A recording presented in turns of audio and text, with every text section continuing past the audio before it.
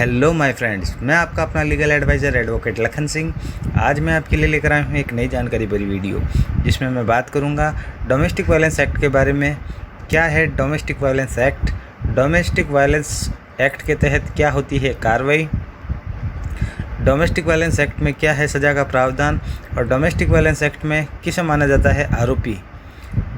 घरेलू हिंसा अधिनियम 2005 के मामले में मैं आज एक जजमेंट लेके आया हूँ, जिसमें मैं बात करूंगा कि आरोपी शब्द के लिए महिला ने चुनौती दी थी दिल्ली हाई कोर्ट में। तो आज उस केस के बारे में मैं पहले कुछ बात करूंगा और फिर मैं आपको बताऊंगा डोमेस्टिक वायलेंस एक्ट के बारे में। घरेलू हिंसा कानून के तहत महिलाओं को आरोपी बनाने वाले मामले की सुनवाई पर दिल्ली हाई कोर्ट ने रोक लगा दी है। इस मामले में दिल्ली की कड़कड़डुम्मा कोर्ट सुनवाई कर रही थी। महिला ने दिल्ली हाई कोर्ट में घरेलू हिंसा के मामले में आरोपी शब्द को चुनौती दी थी।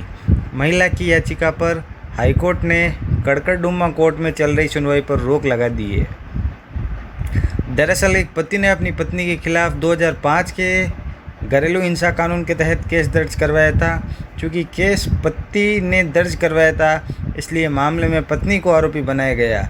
कड़कड़डुम्मा कोर्ट में इस मामले की सुनवाई चल रही थी। इसी सुनवाई पर रोक लगाने की मांग को लेकर महिला ने दिल्ली हाई कोर्ट में याचिका दायर की थी।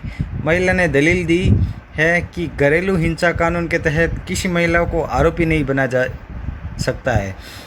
तो फ्रेंड्स, डोमेस्टिक वायलेंस एक्ट में आरोपी सिर्फ और सिर्फ पुरुष को ही बनाया जा सकता है, किसी महिला को नहीं बनाया जा सकता। इस मामले को लेकर दिल्ली के ट्रायल कोर्ट में पहले पति ने पत्नी के खिलाफ याचिका दर्ज की थी, पर पत्नी ने हाई कोर्ट में वापस याचिका लगाकर इस आरोपी शब्द को चुनौती देकर याचिका ट्रायल कोर्ट से खारिज करवा दी। अब हम जानेंगे डोमेस्टिक वायलेंस एक्ट के बारे में। डोमेस्टिक वायलेंस एक्ट में एक महिला को घर के भीतर होने वाली हिंसा से बचाने के लिए 2005 में घरेलू हिंसा कानून लाया गया था। इस कानून के दायरे में वो सभी महिलाएं आती हैं जो किसी घर में माँ, बहन, पत्नी, बेटी, विधवा किसी भी रूप में रहती है। लिव इन रिलेशनशिप में रहने वाली महिलाओं को भी इसमें शामिल किया गया है। कानून के तहत साझे घर में रहने वाली महिला के स्वास्थ्य, सुरक्षा, जीवन, शरीर के अंग या मानसिक स्थिति को नुकसान नहीं पहुंचाया जा सकता है। इस कानून में शारीरिक, मानसिक, मौखिक, भावनात्मक, आर्थिक और यौन हिंसा को शामिल किया गया है। आर्थिक रूप से परेशान करने का मतलब है कि अगर कोई पति या बेटा खर्च के लिए अपनी पत्नी या माँ से ज़बरदस्ती पैसे या कोई चीज़ मांगता है, तो वो महिला घरेलू हिंसा कानून के तहत केस दर्ज करवा सकती है। इतना ही नहीं, एक शादीशुदा महिला को दहेज के लिए भी प्रताड़ित नहीं किया जा सकता। साथ ही महिला या उनसे संबंध रखने वाले लोगों के साथ गाली गलौज नहीं की जा सकती और ना ही उन्हें डराया या धमकाया जा सकता है। कौन कर सकता है शिकायत? घरेलू हिंसा कानून के तहत एक महिला ही शिकायत कर सकती है। अगर महिला शिकायत नहीं कर सकती तो उसकी ओर से कोई और शिकायत कर सकता है। इस कानून के तहत एक बच्चा भी शिकायत कर सकता है। ऐसे बच्चे की माँ अपने नाबालिग बच्चे की ओर से शिकायत दर्ज करवा सकती है, फिर वो बच्चा चाहे लड़का हो या लड़की। घरेलू हिंसा कानून की धारा 2A में एक महिला को ही पीड़ित व्यक्ति माना गया है। पीड़ित व्यक्ति से किसी महिला से मतलब है जो घरेलू हिंसा का शिकार हो रही है।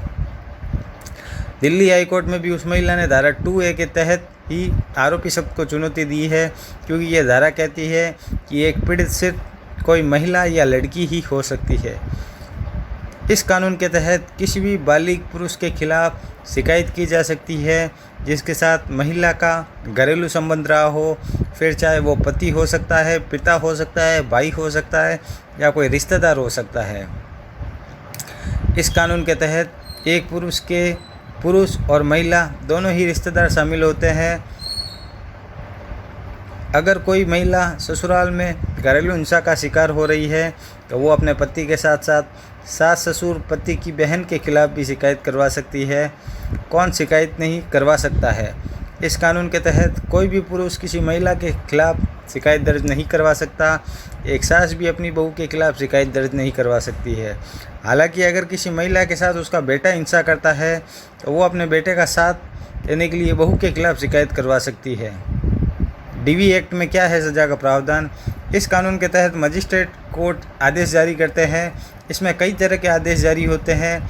मजिस्ट्रेट पीड़ित महिला को आश्रय, निवास और चिकित्सा सुविधा देने का आदेश दे सकते हैं। अगर पत्नी या उसके परिवार से दहेज की मांग की जाती है तो उसके लिए महिला को प्रताड़ित किया जाता है तो 1961 के दहेज प्रतिशत कानून के तहत केस दर्ज होता है।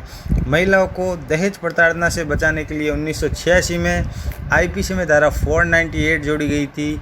अगर किसी महिला को दहेज के लिए शारीरिक, मानसिक या फिर किसी भी तरह से प्रताड़ित किया जाता है तो इस धारा के तहत केस दर्ज होता है।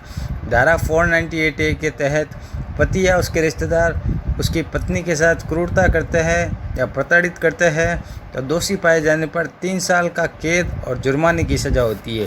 तो आई होप मेरे फ्रेंड्स, मेरे द्वारा दी गई ये जानकारी आपको पसंद आई होगी। तो मेरे वीडियो को आप ज़्यादा से ज़्यादा लाइक करें, वीडियो को आप ज़्यादा से ज़्यादा शेयर करें, चैनल को आप सब्सक्राइब करें ताकि मेरे द्वारा ऐसी ही जानकारी भरी वीडियो आपको मिलती रहे। जय हिंद दोस्तों।